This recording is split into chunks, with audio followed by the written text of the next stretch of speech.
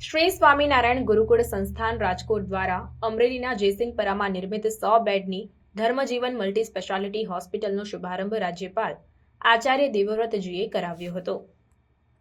રાજ્યપાલ આચાર્ય દેવવ્રતજી, કેન્દ્રીય મંત્રી મનસુખભાઈ માંડવિયા, રાજ્ય શિક્ષણ મંત્રી પ્રફુલભાઈ પાનશેરિયા, રાજકોટ સાંસદ પરસોત્તમભાઈ રૂપાલા, નાયબ મુખ્ય દંડક અને ધારાસભ્ય કૌશિકભાઈ વેકરિયા, ધારાસભ્ય જનકભાઈ તડાવિયા સહિતના મહાનુભાવો અને સંતોએ નવનિર્મિત ધર્મજીવન હોસ્પિટલમાં આરોગ્યલક્ષી અદ્યતન સુવિધાઓનું નિરીક્ષણ કર્યું હતું.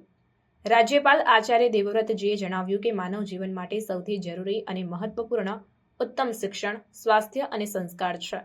સમાજ અને રાષ્ટ્ર કલ્યાણ માટે જરૂરી એવા પરિમાણો રાજકોટ સ્વામિનારાયણ ગુરુકુળ સંસ્થાનના માધ્યમથી નાગરિકોને પ્રાપ્ત થઈ રહ્યા છે. ભાવિ પેઢીના નિર્માણ માટે શિક્ષા, સ્વાસ્થ્ય અને સંસ્કારની શ્રેષ્ઠ પરંપરા ચાલતી રહે તે રાષ્ટ્ર ઉન્નતિ સાધે છે.